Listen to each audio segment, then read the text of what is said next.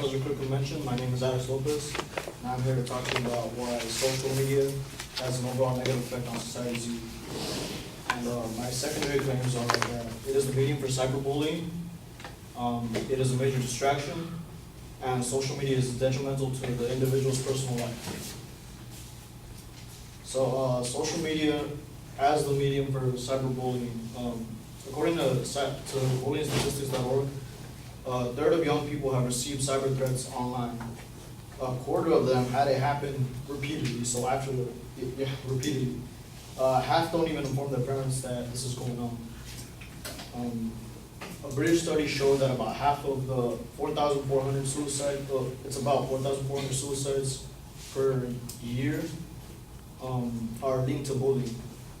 According to the study performed by the University of British Columbia, 25 to 30% of those 500 that had been surveyed were victims of cyberbullying, and only 12 were victims of traditional bullying. Therefore, at least in this situation, cyberbullying is much more common than traditional bullying. For example, like social media right now, we have stuff like Sharkeisha, Amanda Todd, Rebecca Sadig, like Vine, Omegle, Facebook. There are memes and stuff that's a form of harassment, essentially. Running through all this. Which brings me to my next point. Social media is a major distraction. A study performed by Professor Gloria Mark at UC Irvine showed that people who use technology more scored on average 20% lower on standard cognition tests than non-users. And the same study also showed that some of the students had shorter attention spans. A study released in 2010 by the University of the Netherlands in collaboration with Ohio State University. It was done on grad and undergrad students, showed that Facebook users had lower GPAs than non-users, and the difference was about 20%, which is about 0.8 in your GPA, right? The same study showed that Facebook users studied less hours per week. I don't really think you need a correlation between studying and GPA, right? Social media is detrimental to the individual's personal life as well in many different ways, which this is the most complex one. For example, self-esteem, sleep, food, and there's countless others, but I'm only going to cover a few.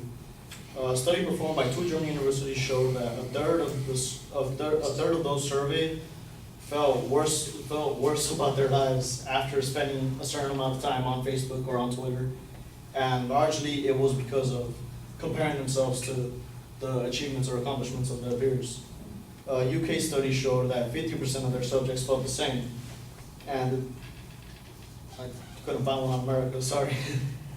The same UK study showed that they had anxiety as well after not going on their social networks or checking their feeds. 25% from the same UK study admitted that they had problems at work or with personal relationships because of online confrontations. On top of that, 2/3 found it hard to sleep or relax after spending time on a social network. And according to Natural Sleep Foundation, technology before bed hurts your sleep. Boost Mobile did a survey in which half of those surveyed said that they were addicted and checked up to 10 times, even more, a day.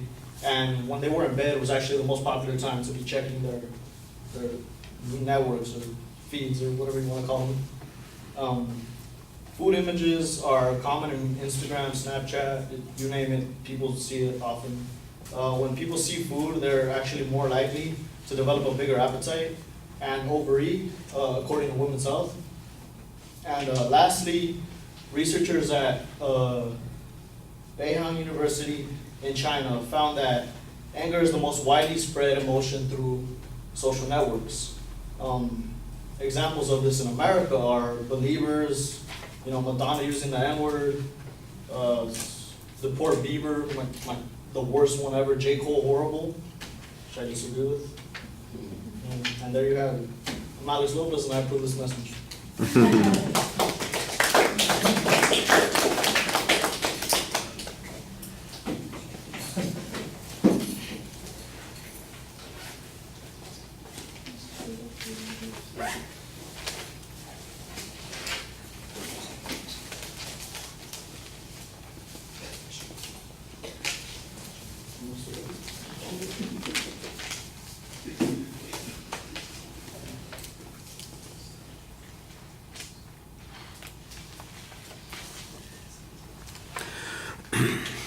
All right, Alex, the main point was clearly stated. I thought you were clear on the secondary issues. I think you need to maybe talk a little bit more about why there's controversy on this. I don't think there's a dispute on some of those things. Obviously, cyberbullying wouldn't exist if you didn't have a cyber environment to operate in. So the fact that it is practiced there is not controversial. The question is how much influence it has. I thought that the couple of citations that you presented on suicides suggested a pretty good link, a good starting link, although some of the phrasing in the claims seems to be a little bit tentative in the research, and whoever is the respondent, I think you definitely want to look at that information to see that those are the conclusions. Not that Alex is misrepresented it, but that the strength of the conclusions that are being presented are, in fact, as thorough as those sentences suggest. I'm not always sure that that's the case. There might be a little bit of hedging that goes on in those claims. The internal signposting, I think, look, you did an okay job citing those points. I just think you need to have stronger transitions between those points. It felt to me like I was, point 2 showed up and hit me in the forehead, and point 3 came up and just knocked me down from behind. I wasn't sure that I didn't realize I was done with point number 1, and I didn't realize point number 2 was now in the rearview mirror. I think you need to give us a little bit more transition material on those points. However, you did signpost them when they got there. It just seemed, like I said, sort of abrupt. I thought you did a good job presenting evidence. When you did talk about the memes as a source of bullying, I don't really know what the reference was. I'm sure that everybody here who sees those kinds of memes knows. I mean, I see plenty of memes, but I don't know that any of them would qualify as bullying and what impact they would have on people. I think you need to give us a little bit more detail in the examples that you're using on those points. The eating issue thing, I thought that was a little bit thin. You have one quote on it. It's very generic. The attribution of people's appetites to seeing pictures online seems to me to be minuscule in comparison to where they're seeing the food every place else in the world. That might have more to do with it. I'm not saying that it wouldn't have an impact, but quantifying that is definitely going to be a hard thing to do. And I appreciated the fact that you seemed to be having a little bit of fun with the topic there at the end. I'm good with that.